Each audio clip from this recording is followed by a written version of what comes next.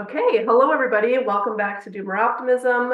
I am here with Tessa Carman.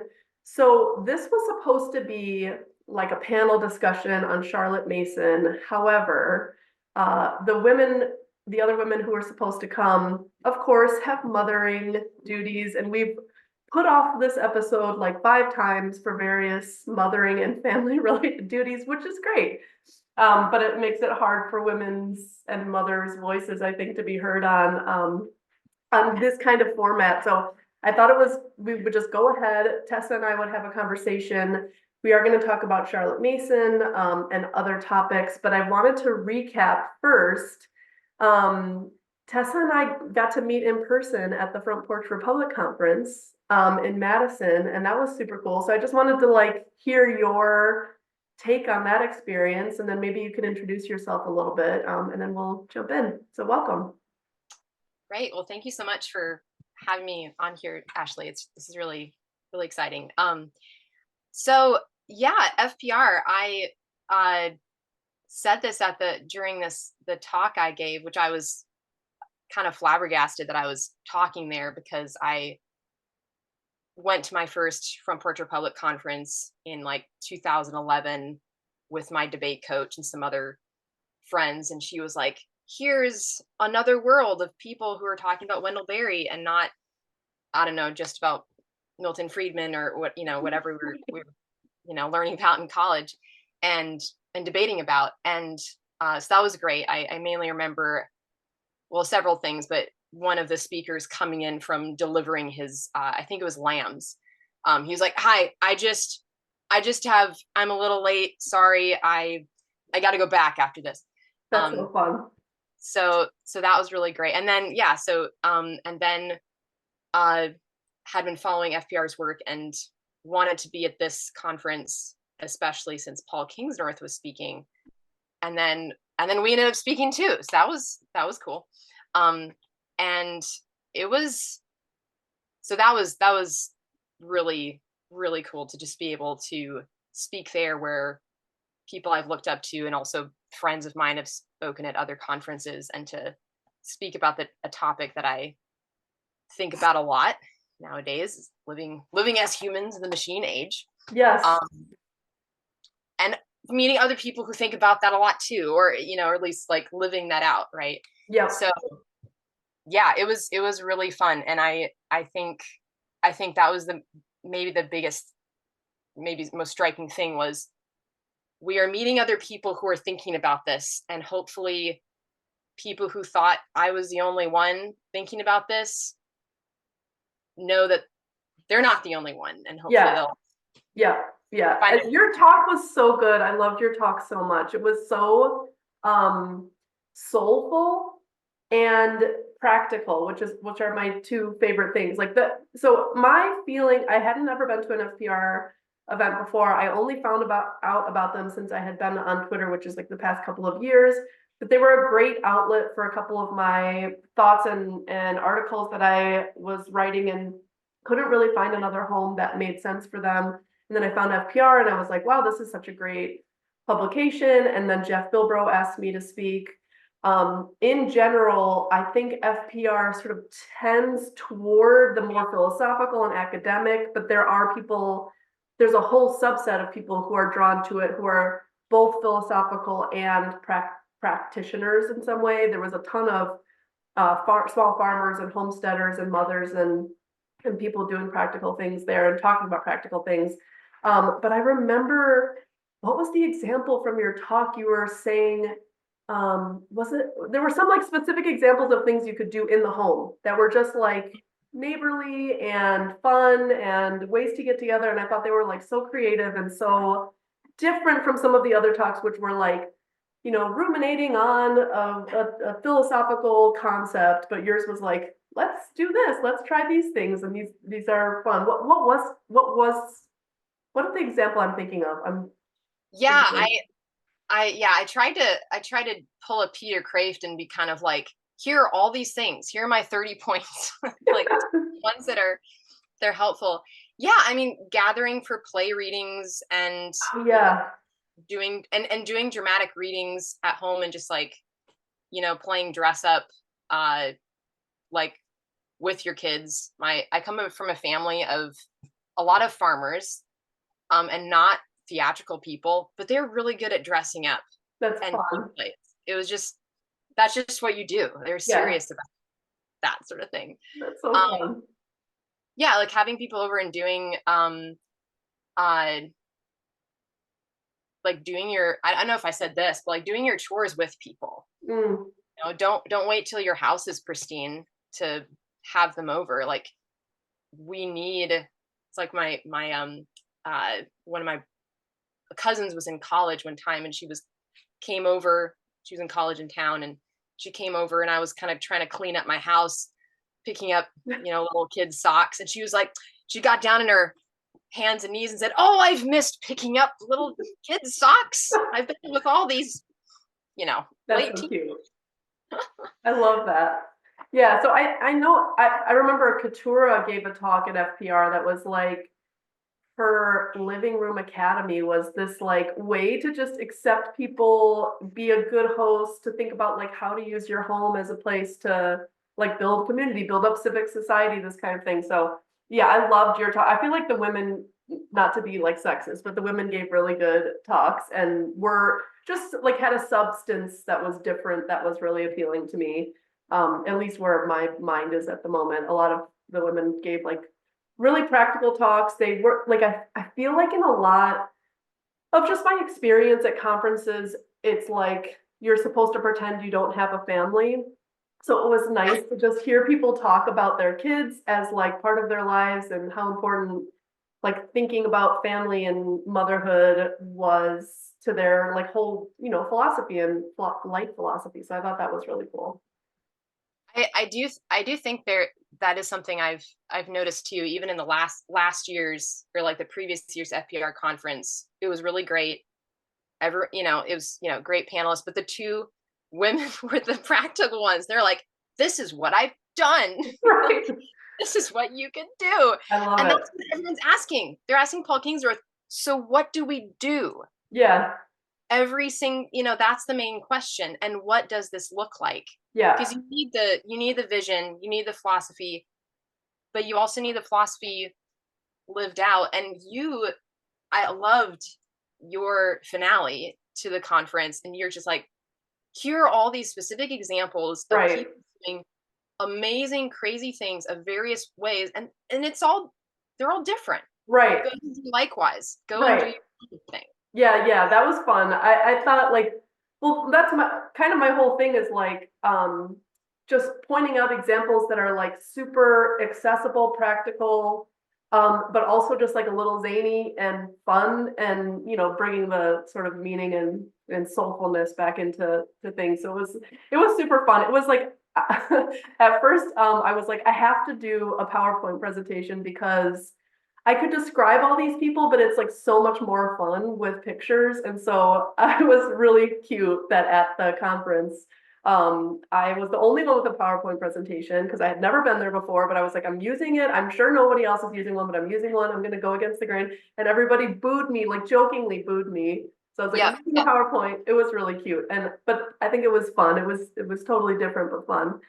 Um, okay, Yeah. so speaking of practical life philosophies that can then be put into specific practice, let's talk about Charlotte Mason. I think a lot of people, my experience is a lot of people have not heard of Charlotte Mason. So I only kind of know about Charlotte Mason for the past couple of years. I think like in the middle of the pandemic, I organized a homeschooling class where I brought in 5 different parents who had significant experience in different philosophical approaches to homeschooling. The first one was like traditional well, not traditional, I guess basically like classroom schooling brought into the home. So like workbooks, Right. textbooks, whatever. Then I did an unschooling guy who was just like unschooling is this whole philosophy. It's like follow the child. And it's not like they're not learning, but it's like based on their curiosity. And then I did a project-based learning woman who whose kids were basically like building games and coding and doing like this MIT program and like basically trying to complete projects as the learning experience. And then I had Roxanne come and teach about Charlotte Mason, and that one class out of the group, it was like it's like this very holistic. My understanding is very homesteading based. There's a lot of practical, like actually doing things in the home. There's hymns, which I think is really sweet. There's like music involved in it, and great books and literature that are like sort of part of the Western canon, which I thought was kind of cool. And so anyways, yeah, tell me, like, let's do just an intro to what is this, what is the background on who is Charlotte Mason? What is the overall curriculum? And then we can kind of dive in. Yeah. So part of my mission is to bring Charlotte Mason beyond the pocket of homeschooling that where she's really popular right now, which is wonderful. But I think she is this incredibly important thinker that someone's got to write several PhD theses on her. So here goes. So she was born in like 1842, I think it was, died in 1923. So she was living during a time where, education, there's still like these education movements in England, right? Where like, it's not like compulsory education has been introduced for everyone yet. People are, starting the Sunday school movement and starting free schools. 'Cause they're like, we need, the miner's child to be educated too, and not just the people going to university or entering the clergy and stuff. So it was kind of a nice time where there was a lot of interest in educating people well and raising people well, but also there wasn't a ton of oversight by the state yet. There was interest, but not a bunch of oversight. And there's a whole story that could be told about why Charlotte Mason's work was lost after a few years after she died, and partly it's because of the post-World War II world, like modernization, just all this stuff. Like, she was forgotten until Karen and Dean Andriola, I think it was, discovered her work. And it was basically sort of thing like, this box we're going to throw away, like that sort of level of almost forgotten. And they're like, we're looking for another way of educating our children. We're living abroad in England. Wait a minute. There's someone who's thought through this stuff. Let's republish them. I got the 6 volumes of her work right here. And it even has a blurb from Elizabeth R., Her Majesty the Queen Mother. Cool. So there you go. Wait, and I'll just interject briefly that this history is so great because one thing we like talk about a lot on this podcast is like, when should we have stopped? Like, what is the period of history where we should have like we've invented enough? But I don't actually feel like we should have stopped. But there are periods in history where the like intersection of modern invention with the folk ways of knowing that were like sort of evolved from the past kind of came together to make like just a super high quality of life. And it's like, it sounds like Charlotte Mason is right at that moment where it's like, you hadn't lost all of this like historical folk way vernacular knowledge, but then you do have like sort of the ability to use modern scientific like enlightenment thinking or modern inventions to make life slightly easier than the historical 10,000 years of agricultural civilization. So it's like I think a lot of us are sort of interested in that period of time. Like, how did people live in that period of time, or what did they think, and not losing that kind of knowledge. And what comes to mind for me, I'm in my new house in Chicago, and it was built in 1925. And so I've been like looking at all this like 1925 design, and it's like super cool. It's made industrially, but at a small scale. but it's really beautiful and ornate, and like there's a real like focus on beauty still. That's like this traditional sort of I guess value to really make beautiful things. And so anyways, this just reminds me of all that, that like looking at this one little period of history, it's so like how you describe this curriculum and philosophy sitting in a box, like almost lost. That resonates so much. There's so much like that where we're all like trying to rediscover these things that were like little nuggets that are necessary now at this point in history.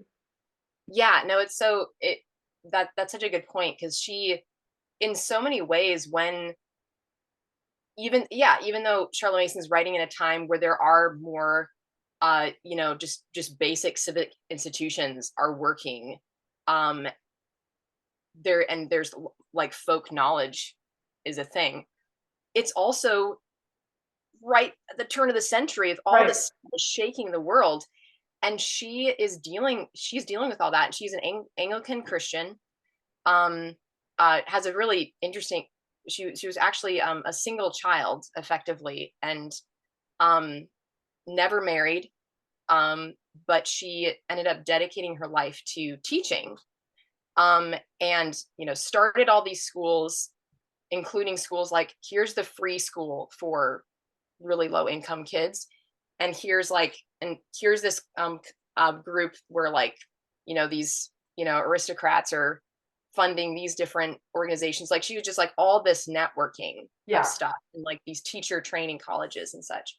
But she's thinking about Darwin and Marx and the new historical criticism of the Bible and stuff, and she's like, okay, like, just by the by, especially when it directly applies to maybe something she's talking about with raising a child in a particular developmental stage, she gives examples of how do we think about the past in view of everything that's shaking up. And she is amazingly level-headed and just even keeled. She's like, well, let's see what has actually changed, right? Like, what has human nature actually changed? No, Plato is still relevant, but also she says, look at all these new insights that science is bringing us. This is great.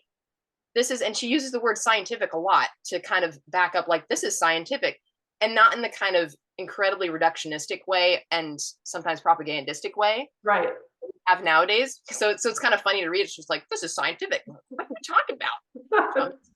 There's like, no, it's like more of a full idea of like science knowledge, and just like we see now how there are grooves that are made like in your brain, in your body, when you have a habit that's made.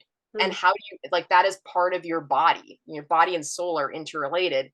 So how do you develop a new habit? You do have to regroove it. So she gets into that and just like, this is great. This helps us with forming the human being. So she does, she was also friends with the Chestertons. Okay.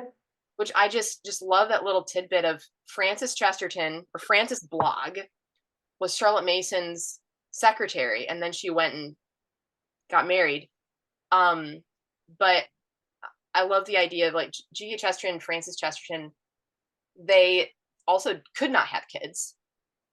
And that was a great tragedy to them, but they made up this pact where they were going to involve kids in their life whenever possible. Like, they would go to the more packed with children train car, over the other one. Like, and then they, have the kids to do nativity plays and see their live donkey and stuff.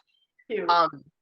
And so they're kind of like Charlotte Mason, in just like, they dedicate their lives to children, even though they didn't have children of their own. Oh my gosh, I just have to briefly say, I know I get a bad rap sometimes because sometimes I say like, there is like this girl boss, like, I don't need to have a husband or kids, like, I'm fulfilled but with my like consumer habits. But there is totally a traditional role, and I've said this, I've like corrected the record a bunch of times, but there is a traditional role for childless people in society. There's like tons of roles for them, and in in the aiding of parents and teachers and everything else in the rearing of children. And I just think that that's so cool and so special and like something anyone could do, even if you're not able to have kids, like make a big impact on the lives of children. I think it's so cool. And the other thing I want to say is I read this book like 15 years ago called The Modern Mind that basically told these different stories of super famous figures of the 20th century, super famous intellectuals, but like who knew who? And I always find those stories so cool. Like, you know, Marx is writing to this guy, and it was like, oh my gosh, they knew each other and they corresponded, and they like so the whole book is not just about the ideas, but like how they came together with these famous figures. And I just love the idea that we could be in the our little FPR group could be such a group, but like I feel like we could, I just think it's really cool to think about these like really awesome figures knowing one another and influencing each other's thought, Yeah, yeah, and just like the normal everydayness of their time. Like I was thinking about C.S. Lewis recently, because he, just saw an article about him that reminded me of something I got struck by when I read more about his life and realized, oh, he didn't have a easy home life at all. He wasn't just sitting there writing all his books with no interruptions. Right. He had so much to deal with and to stress him out, and I have nothing to complain about. It just like Right. so like, okay, and then I was comparing him with like Tolkien, also just like this great father and helping out at home and stuff. And then Charles Williams was like, I'm going to schedule this lecture at 7 so I don't have to put down the baby at home. I was like, okay, out. Yeah. Okay, Lewis, you can stay. Yeah. But yeah, I just thought those real those friendships and relationships and the reality of the everyday. I really love that. So yeah, so Charlotte Mason, so she basically synthesized this philosophy of education, and basically, how do you raise a human being? Yeah, was the question she was answering, and that was kind of the thing. Was not her goal wasn't what is the way in this modern world to raise the new man. She was like, a human is still a human, right? And we haven't, like things are different, but not that different. A human being is still a human being. So how do we take from the past, from all that wisdom and mistakes and whatever, learn from the past in the present, and just raise a child well according to these basic principles. Starting with, what is a human being? And she never called her, I mean, it is a philosophy. Like, she has a method with that philosophy, because that was what she was all about. Like, how do you do this? She was teaching people how to do it, these colleges, and training governesses and mothers. And she had a distance education course for mothers who were, just being a mother, but you can do the correspondence. And, it was not the Charlotte Mason method. It was not about her. Like, we say Charlotte Mason now, but she's like, just how do you raise a human being? And so what do you got to do? You got to get people united around this, especially parents. And so she started the Parents National Education Union. And then there was these, PNEU groups, schools all over England living this out. And they had a journal called the Parents Review that she edited, and they would just like have pieces on manual labor, or how to teach natural history, or a review of a new book, or how do you deal with this character challenge in your 5-year-old or 15-year-old.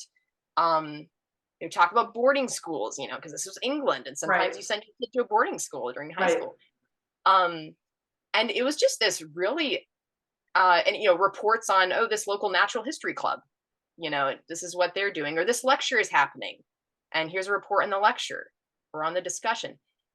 And that's what she was doing, just starting all these colleges and then and writing, gathering her lectures into 6 books where she just kind of goes through like, okay, well, this is what you do at home.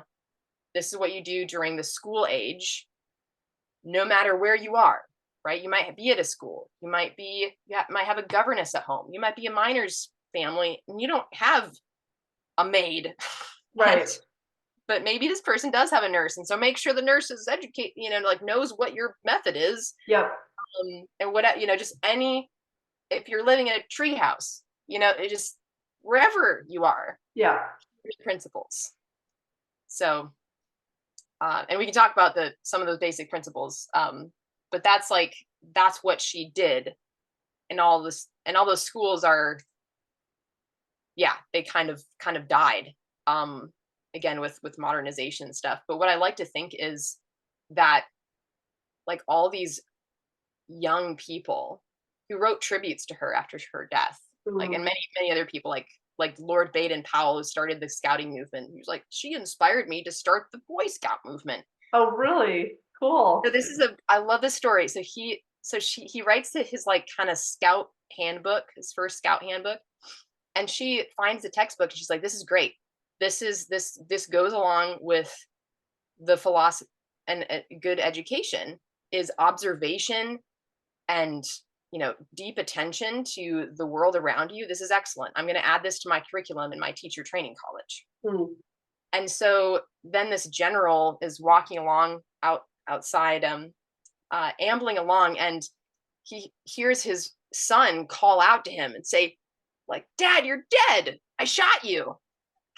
He's like, what are you doing in the tree? And then he looks in the other tree and his governess is in the tree. And the boy's like, you weren't looking around. You weren't observing your surroundings. I love it. And the general's like, what are you doing? And governess is like, oh, we were having a scouting lesson. She's like, just graduated from Ambleside Teacher Training College. So yeah, she's like, oh yeah, that's attention to the world. Yep. Let's do that. I love it. That's taken in. But that's one of the big things is I think her philosophy education, it can't really be summarized easily because, how can you summarize a human being? Right. Right. But that's what makes her work so helpful, is that she gets into the details of every developmental stage from birth to adulthood. Really, like her teachers would come to her school and say, all right, I'm here to learn to teach. She says, no, you're here to learn how to live. You're here to learn how to observe, how to do brush painting. You're gonna go do scouting outside. You're going to read and with deep attention, and you're going to form relationships with things of beauty, with people, with your neighborhood, with history, because that's part of your heritage. And that's what she says. She says education is the science of relations. And that so much, I mean, you can go back to that in every single level. Like, did you enjoy that book? Did you have a relationship with that book? I don't care how good of a paper you could write about it. Did you have a relationship with it? Right. Did you love the characters, or else it's no good. Right. I love that. And actually, I think two things. One, the like standardized education in public schools, it's like, trying to make everybody fit into one model, as opposed to thinking about how individual children, students might have individual curiosities and proclivities and interests. And so I like this idea of relational thinking, or paying attention to the relationship a person has any point in their lives to the thing that they're learning about or doing. And I forgot the other thing I was going to say, but I do want to move on to, let's go through the basic principles first, and then maybe we could do little snippets of the different age related, like maybe like infancy, like babyhood, and then maybe early childhood and maybe middle childhood. But first let's go through the basic principles, and, chat about them if anything comes up, and then maybe the different stages. Yeah, yeah. So I'm gonna mention some of the basic principles, and then we can like maybe give some example stuff, because she's got 20 principles. Okay, so maybe it will be boring to list them So all. we don't have to, but they're yeah, that some of them are just like getting more deeply into the earlier ones. So I'm just gonna have them in front of me because all right, so her first principle is children are born persons. Mm, So this isn't, as opposed to, right, they're not a blank slate. right. They're not, and her second principle is goes along with it. They're not born like good or bad. Like it's not like there's an example of like Mr. Collins in Pride and Prejudice tells the mother, like, well, your one daughter, she went off the rails because she was just going to be bad. Right. There was nothing you could do. It's not your fault. Right. And just some people are good, some people are bad, and like in that way. It's like, no, that's everyone is born with tendencies toward good and tendencies toward bad.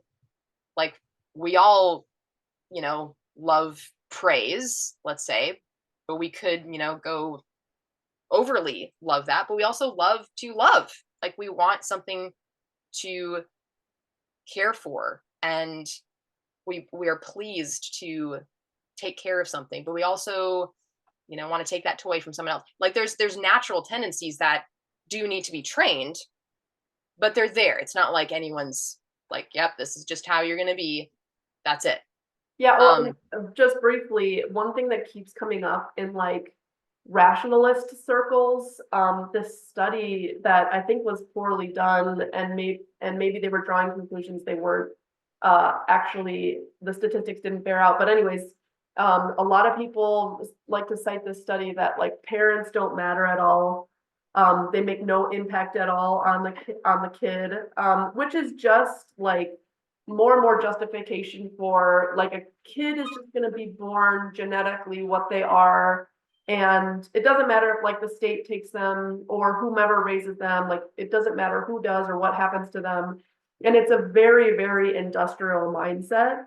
And I like this, like, the ways in which we cultivate children and have relationships with them matter quite a bit. And I think it's just really, really important. And I think it's something that I'm always fighting with people about is the spreadsheet brain concept. But it's like, I think a lot of people want things to be like controlled and rational, but actually it's much better to lean into the holistic relational and realize that like the ways in which you like steward and tend children or gardens or whatever else actually does matter. It's not just like, this seed has in it the genetic material to blossom into a plant, but it can only do that with a certain kind of tending or a certain kind of, environment. So, yeah, I think that's really important. And I think a lot of people now tend to underestimate how important that is. And I think they just kind of think like, yeah, whatever, slap some standardized curriculum on any kid and it's fine, as opposed to, this constant like iteration, relational tending is really important. Yeah. And, treating the, and undergirding all this, right, is this huge respect for the person. Mm. Just like the person, you cannot sum up the person. Like Jarrell Mason has this critique of the guy who started the kindergarten movement. He's like, yeah, there's some good stuff here, but he says we got to be careful with the metaphor of a child being a plant, because then we can be like, oh, we can protect this greenhouse plant, this tender thing. She's like, but this only goes so far, because absolutely nothing is like a person. Right. Absolutely nothing. So like all the metaphors are gonna fall short. So let's not overdo any one of them. Yeah. But yeah, so her her third principle, a lot of these need like a lot of unpacking, but she says that this one is the principles of authority and obedience are natural, necessary, and fundamental. Okay. That's Getting like a spicy. Good. whole discussion. But part of that is, excuse me, is goes to the parents, right? Of like, okay, parents, you have authority to raise your kids. That means one, your duty is to take care of them in XYZ ways. And you uh and there are at the same time limits to that. Authority does not mean arbitrary power. That's trespassing your role. It's an office, right? Right. It's a role you were given. And if you say, I don't really want to do this, that's going to be bad for your kid. Like they will suffer that. They Yeah. are looking to you. Read Yeah. Frankenstein to see what happens when you abdicate their responsibility. But so that's, what does that mean? That and I think this point, yeah, like again, there's a whole discussion of like, you know, what is the proper relationship between authority and obedience? That's kind of one of the questions right now of our time. Yeah. Right. And she's so helpful in laying that out, right? When is obedience servility? Like that's not what we want. When is authority tyranny? Well, that's not what we want either. When is authority just like, or you just give up, right? Because you don't want to be a tyrant, so you just give up completely. Well, that's bad too. Right. But that's just, they're just natural. Like those principles, like if you ignore them, it's gonna be bad. Yeah. Yeah. Just Yes, part of the world. that's really good, and I think it's worth pointing out that this is where my thinking about civil society comes in, because we have tended over the past century or so to think like the state could legislate a an authority, a way, a set of norms, like, you know, making things crimes, making things punishable.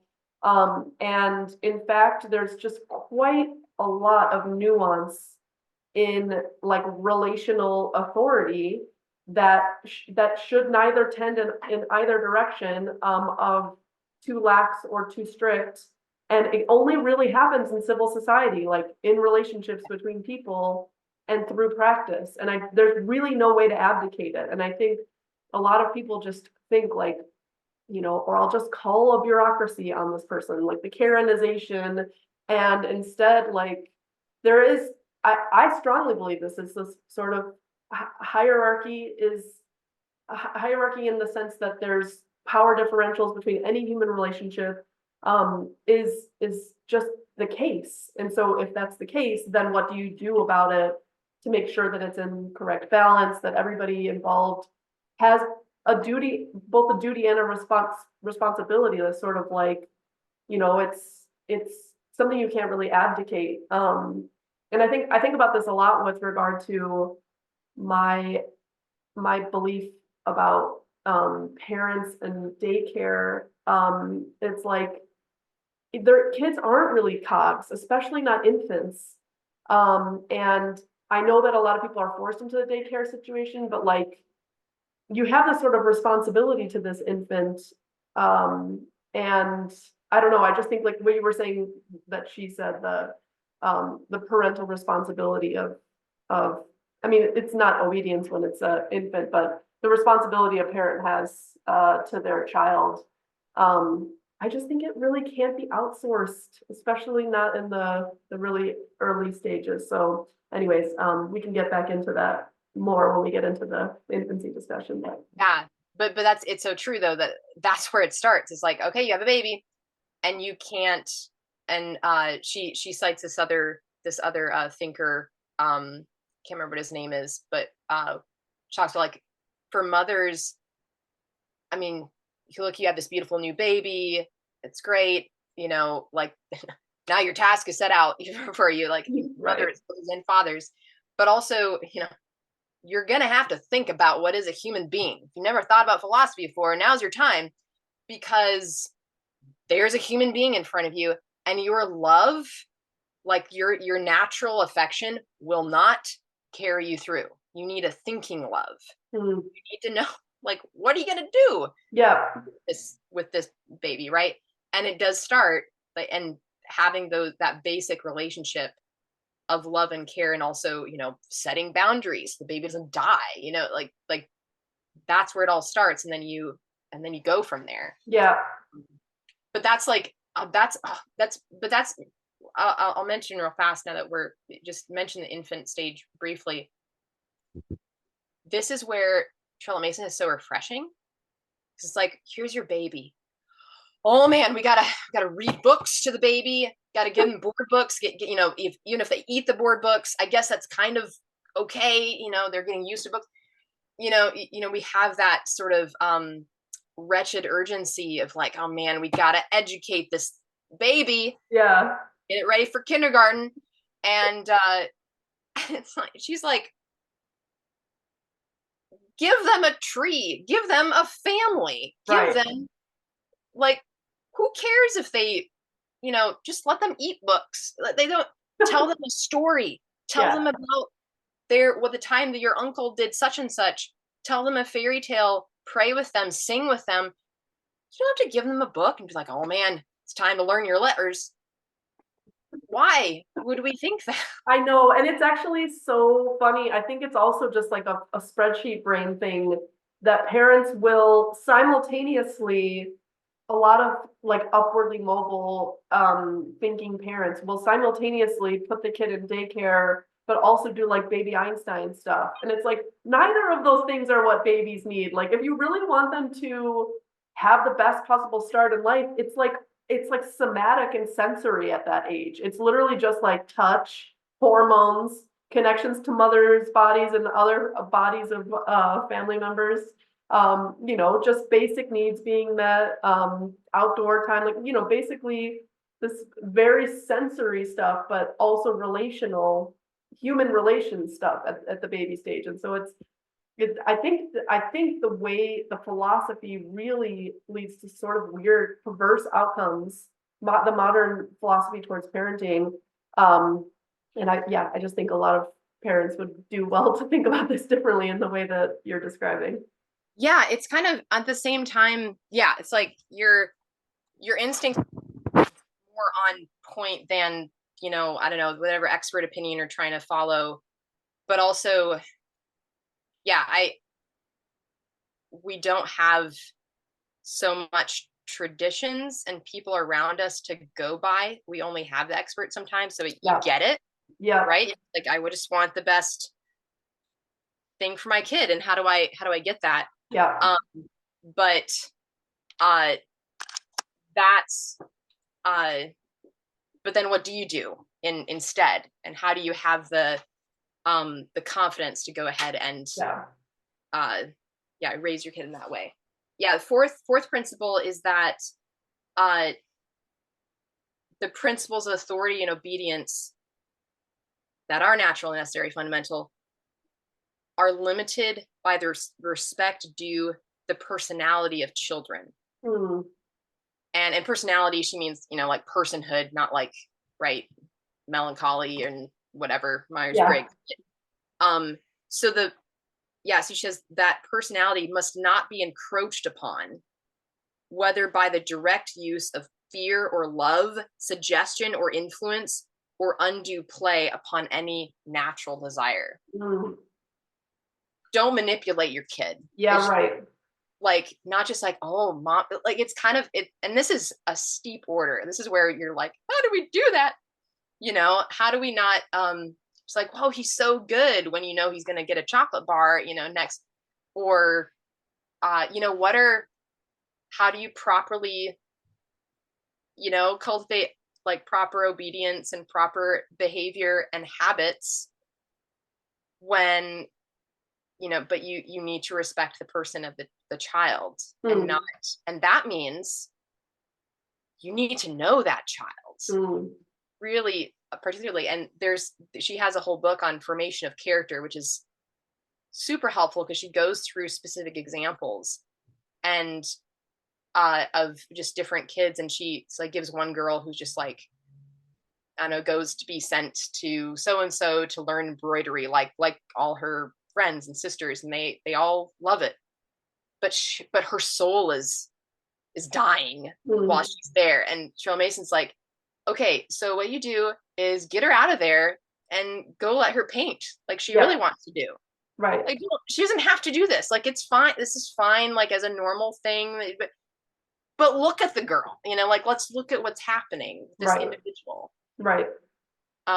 Don't do that to her. Like, that's not a good trial that you're putting her under. She's not flourishing. Right. So, And some, I'm assuming she means some challenges are appropriate and some are arbitrary or arbitrarily enforced from some, that's in a way that's not respectful of the personhood of the child. yeah, there's a ton of, and this is one of those challenges, right? It's just like, oh man,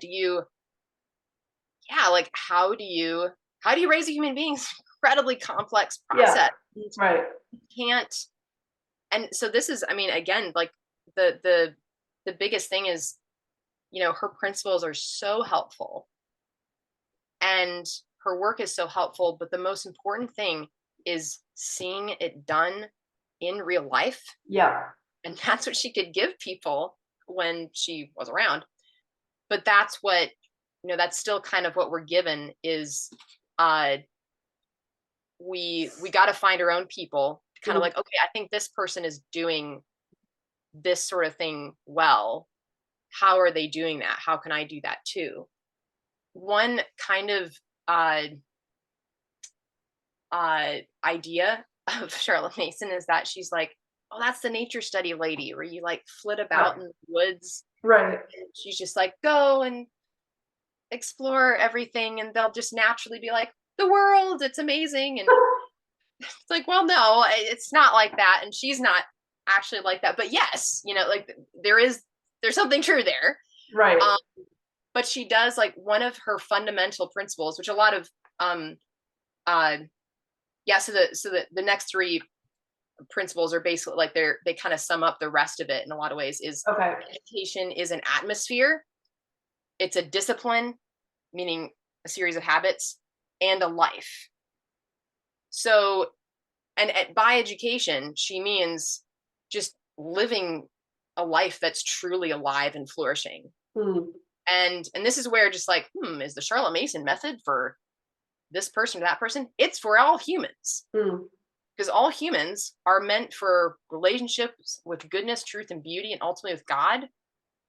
And there you go. Like, and here are the principles to carry that out.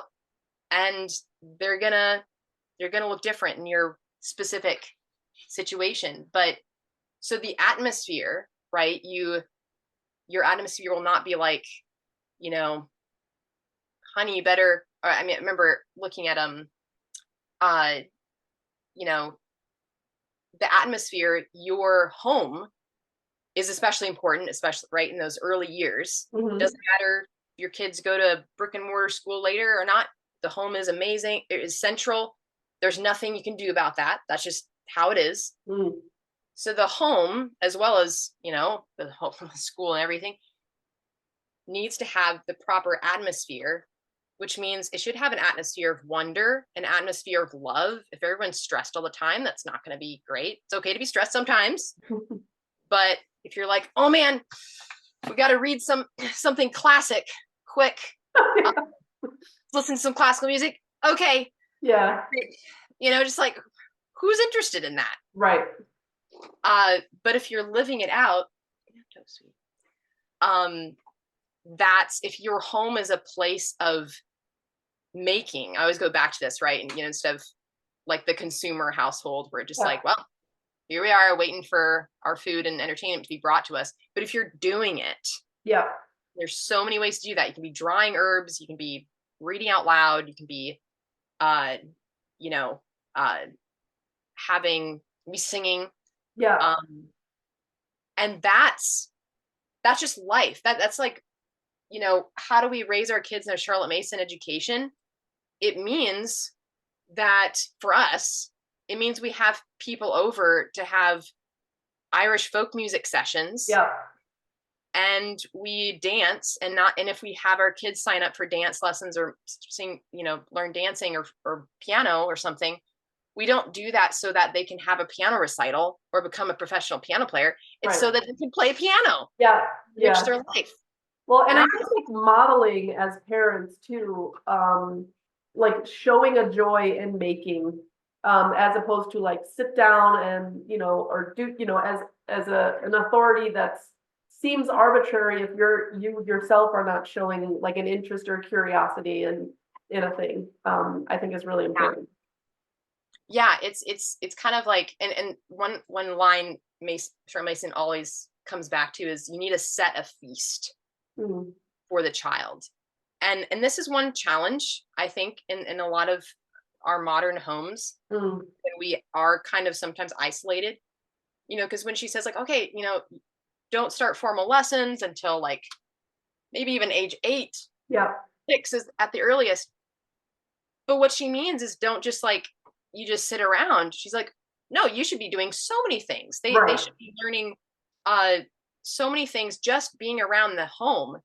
But she's assuming, and she does spell this out too, but she's like, the home needs to be an alive place. There needs to be right. people that they have relationships with. They should have relationships with their neighbors and their place. They don't have to sit down and do a lesson to know so many things and Yeah. have so many relationships before they start school. Right, right. But we as modern parents have to model that kind of active home life. And I think that's something I really love about what I've learned about Charlotte Mason so far. It's really coincides a lot philosophically with people's driven desire to do homesteading or small farming. It's like they want to be productive, they want to make things, but partially because they want to show their kids that they're being productive and making things and that it's possible to do so, that life isn't just a series of consumer decisions, but instead like ways in which you could you can for yourself develop a productive capacity driven by your curiosity, driven Yeah. by your interests, driven by your needs. Even if it's saving money, you can be driven by that, but that shows a sort of value of thrift. So yeah, I just think it's super important for it to come sort of from the parents. But should we switch over to some examples, some age based examples? Sure. Yeah. Yeah. Um, so so the discipline part, education is a discipline, basically means it's a habit. Yeah, So and habit is probably one of those absolutely it's absolutely huge in Charlotte Mason. So and this is part of what's going on in, well, this is the main thing other than relationships that is going on in the earliest years, mm, is okay, just the habit of obedience, right? Like, and the habit of attention, the habit of tidying up after yourself. mm, Um, and all those things will then be the bedrock for when you do more stuff, right? And this is where, I meet moms who are just starting out, like they have little kids and they're like, well, okay, I will, think about education in a few years. It's like, no, no, no. You want to start it now. I mean, the yeah,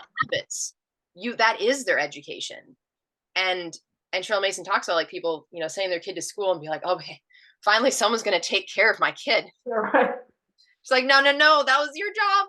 Like it's right, never too late. There's always redemption. Don't worry.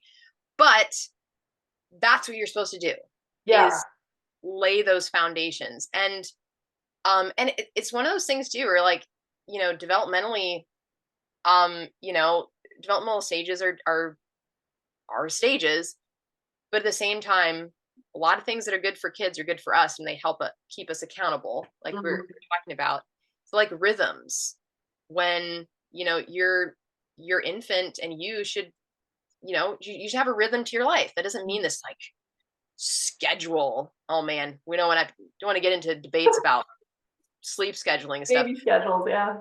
But I think that's so indicative of our time, right? Again, it's kind of that spreadsheet mentality that you mentioned. Yeah. Like, yeah, but what are we gonna, just like, no, no, no. Just like, just a rhythm. Like, this is when we eat, we're all together, then we sing a song, and have it's just part of a healthy, ordered life, and not a life of chaos that will stress you out. Yes, actually, so okay, I have a mini rant on this, which is that I Go for think my sense with infancy, pregnancy to and childbirth and early infancy is that I think that we basically have been spreadsheet brained into thinking to ignoring all of our instincts it. and sort of diminishing our power to be pregnant and to give birth and to feed and care for infants. And I think basically like we've over medicalized the process, made it all about expert opinions and made it all about like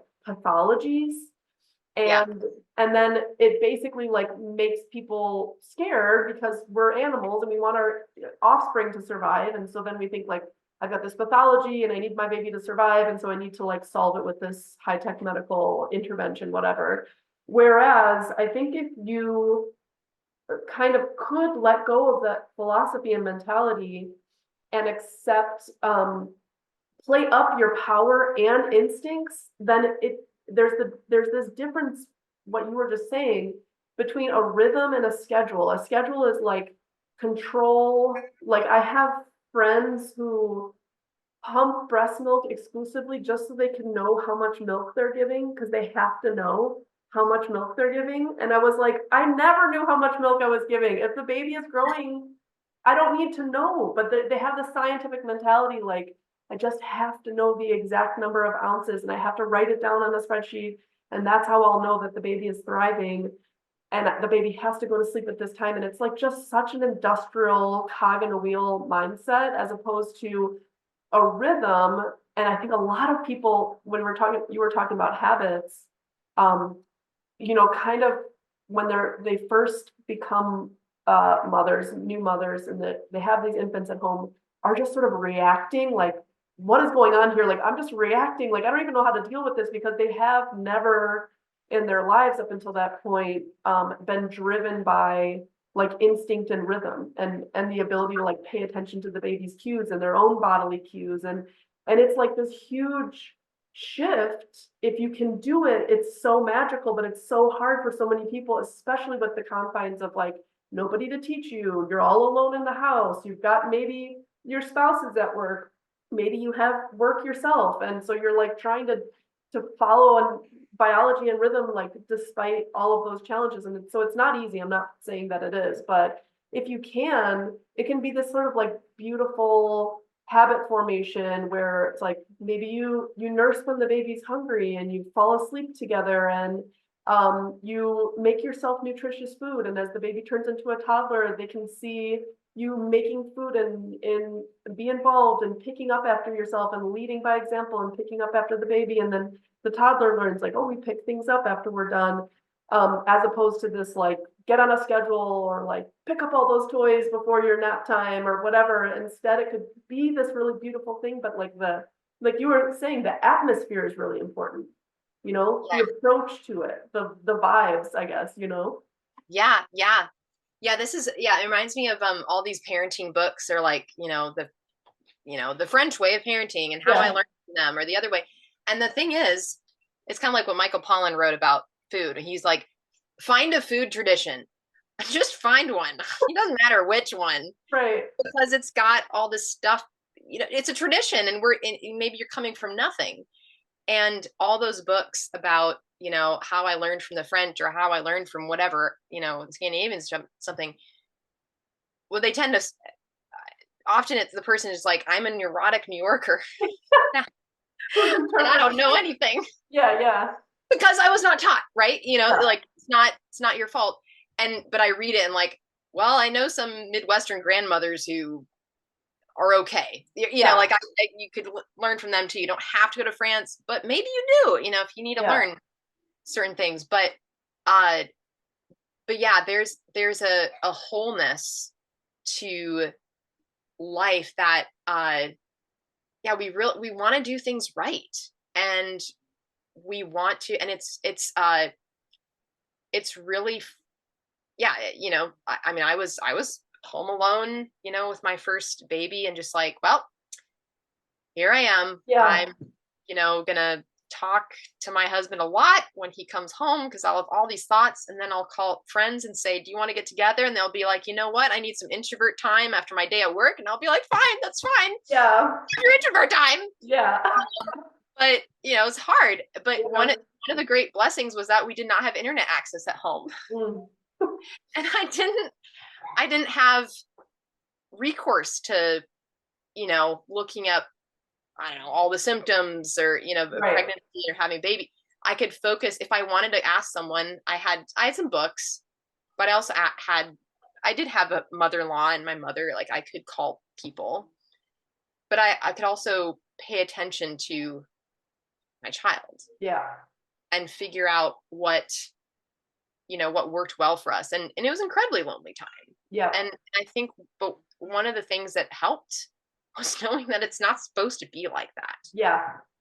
It's not like, well, this is what everyone deals with. It's like, well, actually too many people do deal with this nowadays, but this should not be. And so now, but I know how that is now.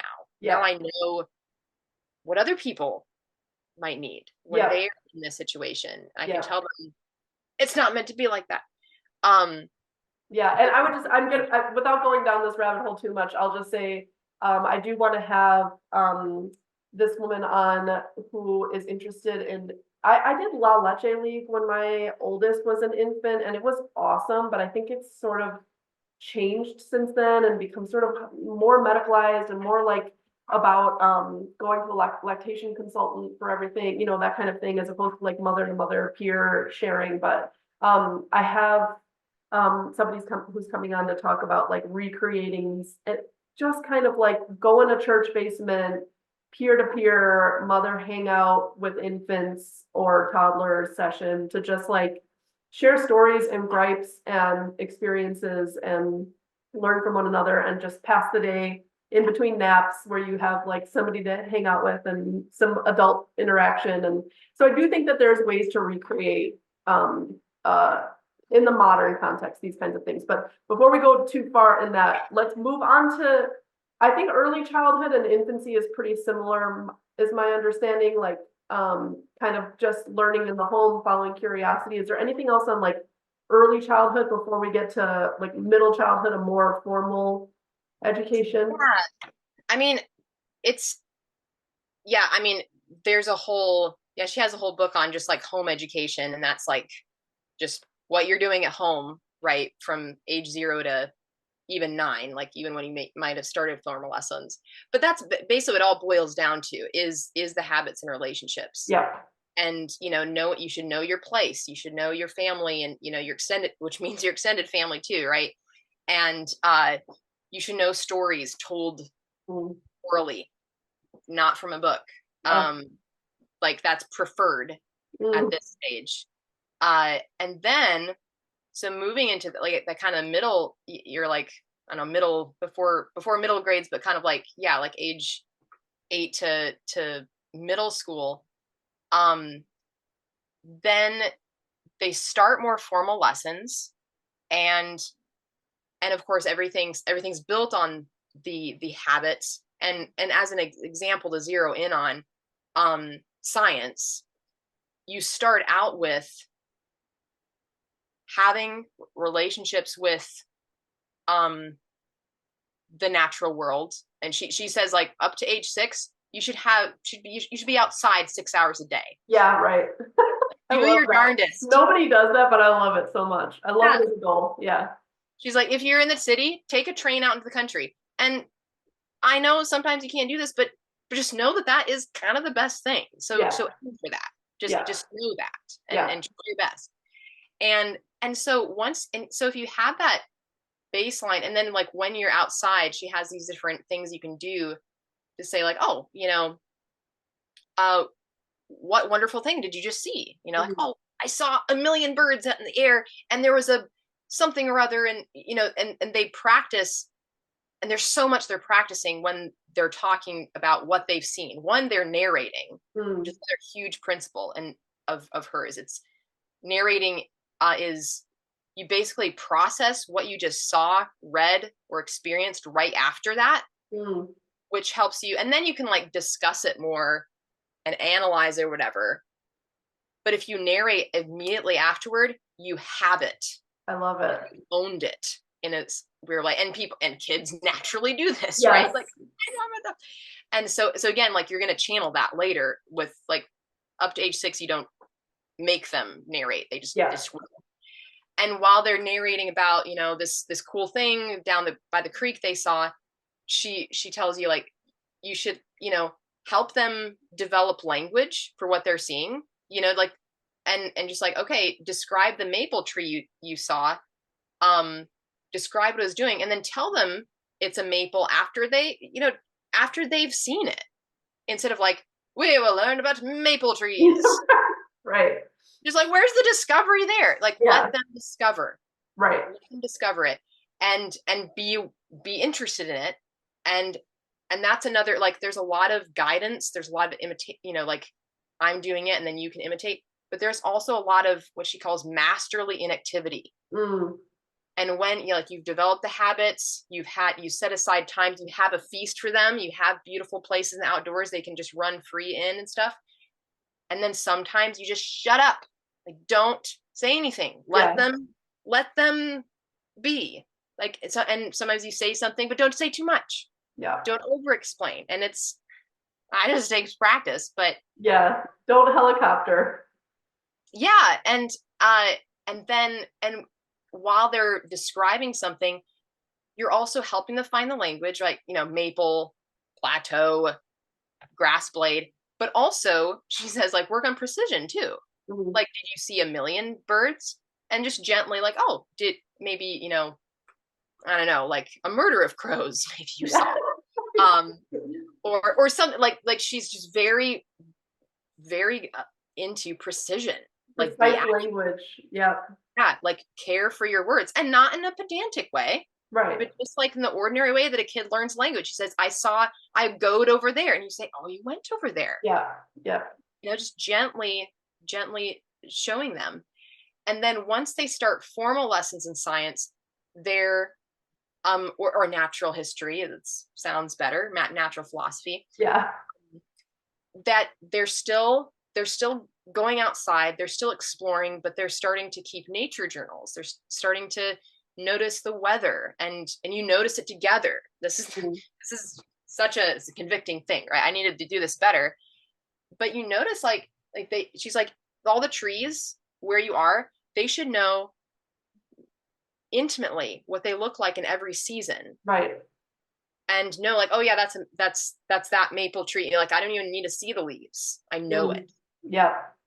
And just because you have a relationship with it. And then when you start to learn, you know, you bring in the books. The books are never replacing that discovery. But even when you're reading about something, and again, like, oh, we saw that, let's read more about this bird. Maybe not read too much about it before you've actually observed, what does the robin do? Right. Much better to see he's eating a robin rather than robins eat worms. Yeah. You know, now say that after me. That is preferred. And then what kind of books do you use? You know, a lot of people have heard this, that living books are what you want. She said, don't get books that talk down to kids. Don't get books that dumb things down. And it doesn't mean that, like, you might not use a book that's like has simpler language. It still should be good language. It should be beautiful. There's no reason, you know, it's not, and this is one of those things where people are like, oh yeah, kids don't like vegetables, or, you know, like they think, like, well, give them good vegetables. Right. Give them a chance. Yeah. Instead of like, oh, children don't like music that happened before their time. Where did they learn that? Right. That is a learned behavior. Right. I listen to 8 tracks. Yeah. Not of Mozart, but, you know, other things.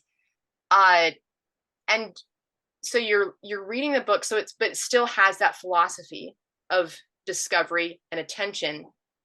And the kind of book should have, the books should be highest quality, because why would you have it any less?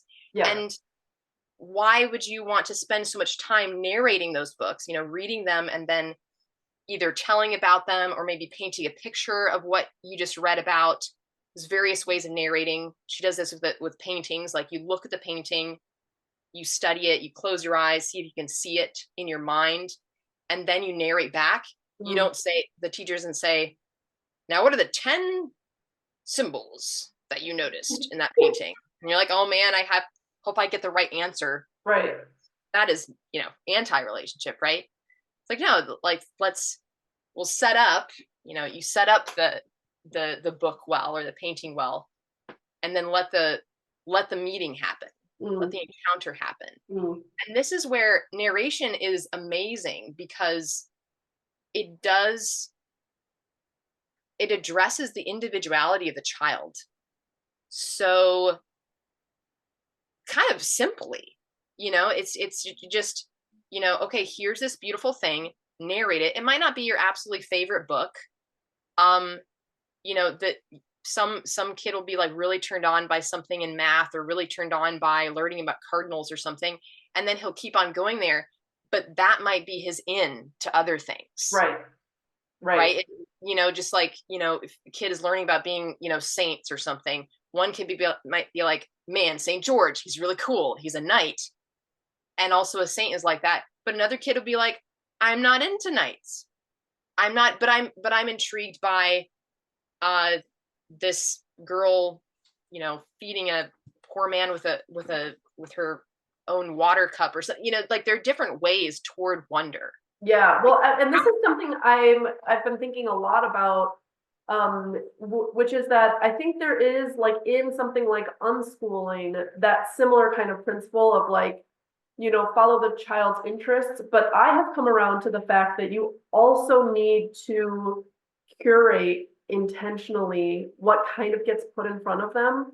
They're not going to just happen to find like some great book stories. Like they're not going to go seek that out at a library or something like that. Like you do as a parent, I think, have to be quite intentional about what kind of education you want to give them, or what kind of sources you want them to be exposed to. And I was going to ask, I looked around on this Ambleside online, which is like the Charlotte Mason website for people who want to use this curriculum, and it's free. But she has, or at least they have, like a set books that actual tells you what the book list is for different ages. Is that what you use? Is that like in alignment with Charlotte Mason, or like there's a set book list and I'm sure you could go off of it, but there's like these foundational books? Yeah. So, first, that's an excellent point. And I think one of the fun things too is just like, you get to curate, you get to introduce your kid to all sorts of stuff, and they're going to enjoy probably all of it. Yeah. And it's okay if they don't enjoy it right away. You just throw it in front of them, fill your house with beautiful books. Yeah. It's going to make a difference. But also, and some of those things might become their favorites. You don't know which one will become their favorites, but they'll all be good. Yeah. But you don't, like you don't just say, okay, child, what do you want to do? Right. Like as if they have, like, well, what is there? Yeah. Like no one's going to want to become a farmer if they've never been to a farm. Right. If they've never had any exposure to it. And I think that's important too, thinking about just being exposed to different people's careers and lifestyles, and like having friends that are outside your social milieu is like another cool thing that you can curate for your kids so they can just have those experiences. But one book that we read together, because we found it on the Ambleside website, is 50 Famous Stories. Have you read that?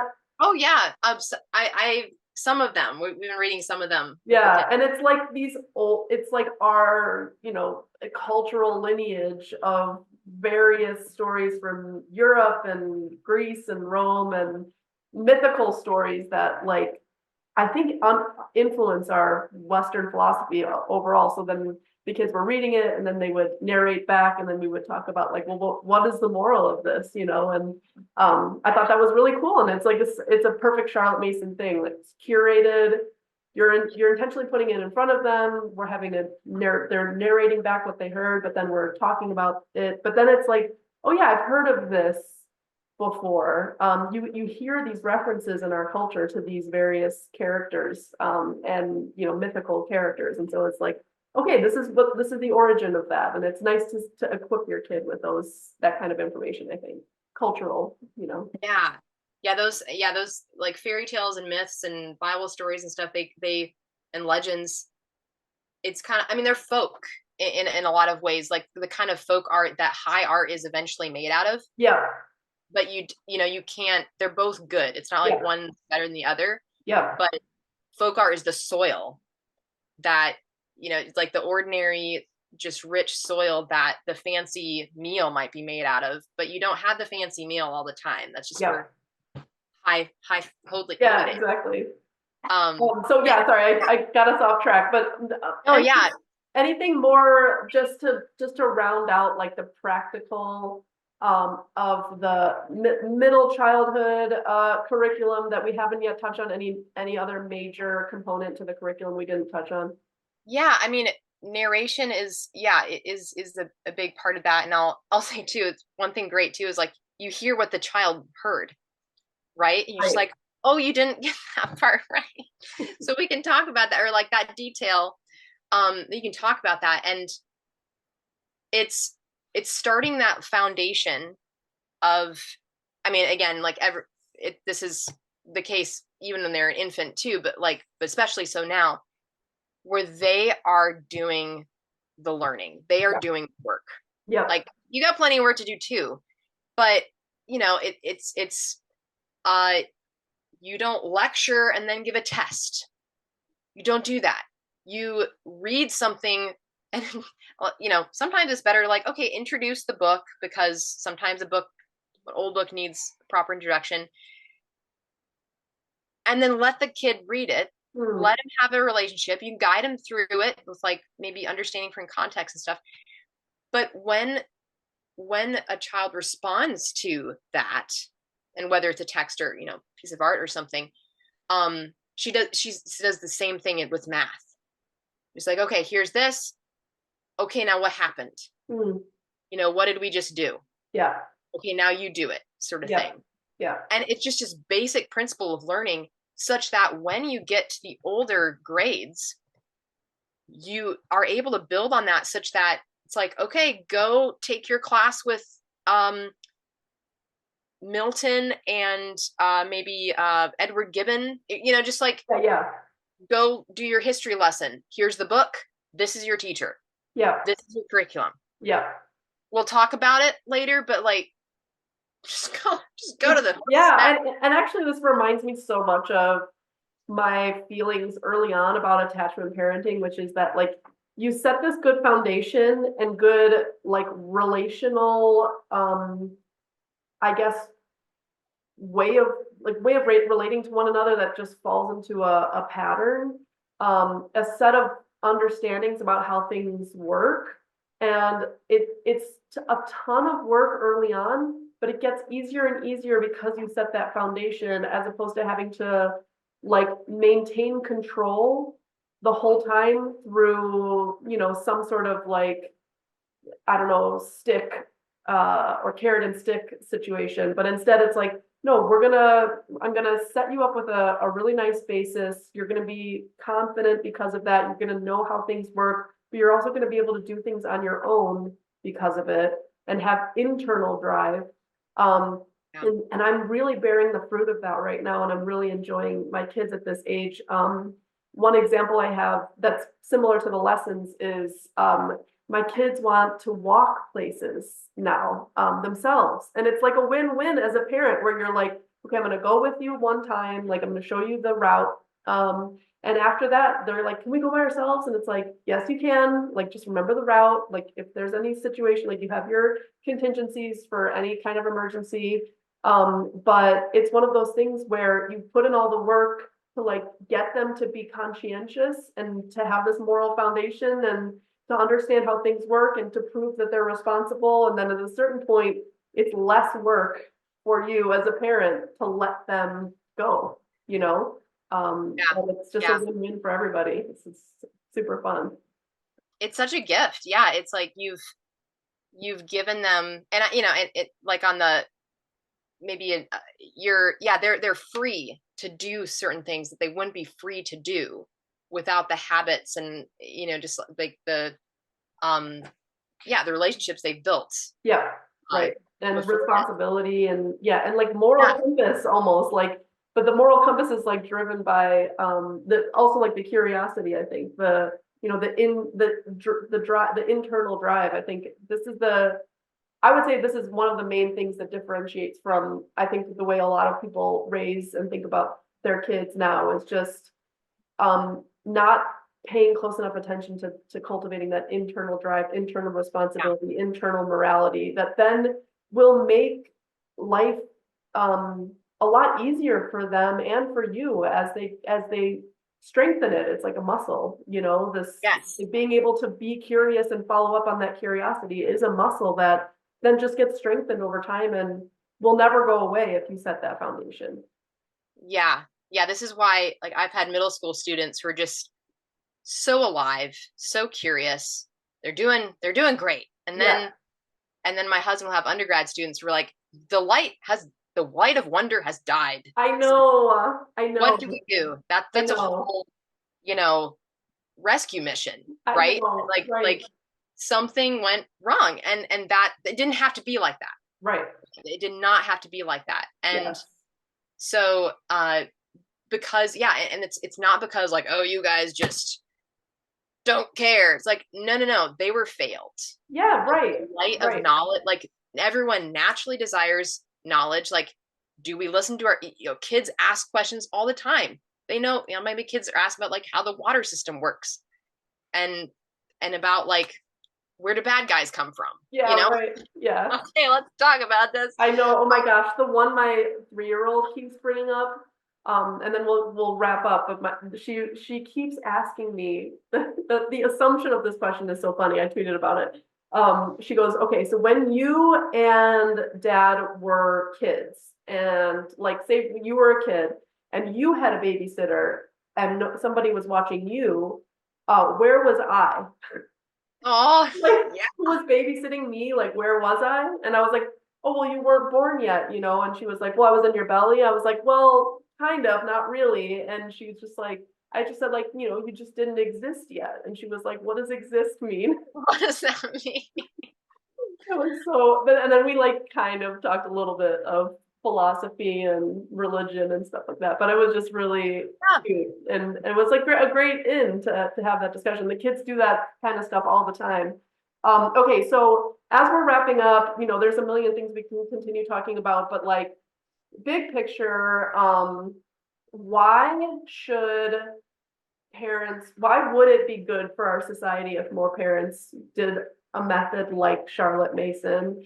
And then secondarily, like, how can people with all their modern life challenges get into this? And like, I would just say from my experience, um, it's the same thing with homesteading, like, and I feel the same way about homeschooling. Like, it doesn't have to be an all or nothing thing. Like, you don't have to like adopt this entire curriculum and plan your whole life around it just to be able to do some of it. Like, there's so many principles here that can work, even if your kids are in school, regular school. Like, you could be incorporating in their whole lives from infancy on through adulthood. You could even Yeah. have these kinds of, conversations and principles with adult children.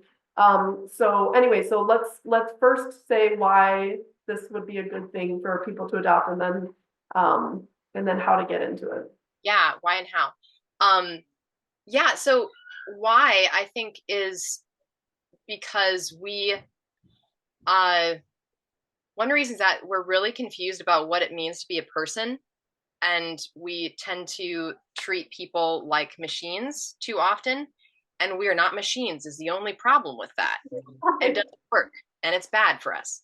So Charlotte Mason reminds us of the complexity of the human being, and the end of the immense beauty of human life and what we're meant for. Mhm. uh and this is, yeah, like when you get to the older ages too, right? Like you're gonna, yeah, your kids are asked big questions. You need to be ready for that. You don't, she's got this line where she says, I know the babies are cute, but you still need to be reading and developing and growing all the time. Right. Like you need to, what are you going to do in their middle school and high school? Right. You need to be growing. And this is, and what it means to be, how do we raise, and the why too.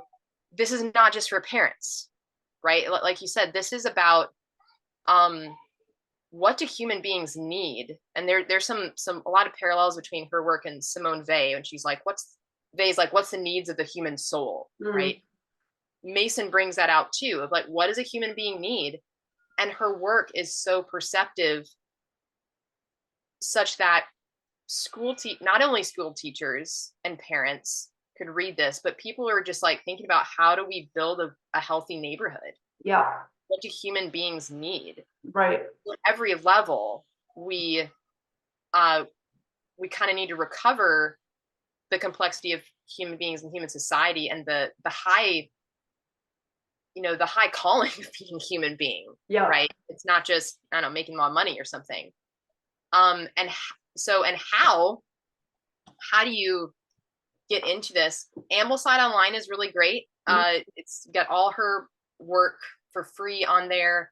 All her 6 volumes of education. You can also, order them and get all the set, as well as archives of parents' review articles, as well as book lists. The book lists are really helpful, especially, people reading the website probably are English speakers. And so those books are just like for English speaking people. But it's going to be different, right? If you're, found a French Charlotte Mason website the other day. But like, what is your history, right? The American kids are going to be reading something different than the English kids. She writes about, you should learn French, English people. So you're not one of those English people who go to France and be like, oh, what was that? Come here, garçon. She's like, that's not being a good neighbor. Yeah. You should learn French. So, but maybe you live in a place where you should learn a different language to be a good neighbor. And but the principles are at work. But in the book lists, there are different, so there are different groups. So like there's Ambleside Online. There's the Charlotte Mason Education Center. There's other places that have kind of particular guidance, as well as people you can connect with that can mentor you in the task of raising a human being. There are some schools actually too, that still use the Charlotte Mason curriculum. Philosophy. Yeah. Again, she talks about the difference between a method and a system. Yeah.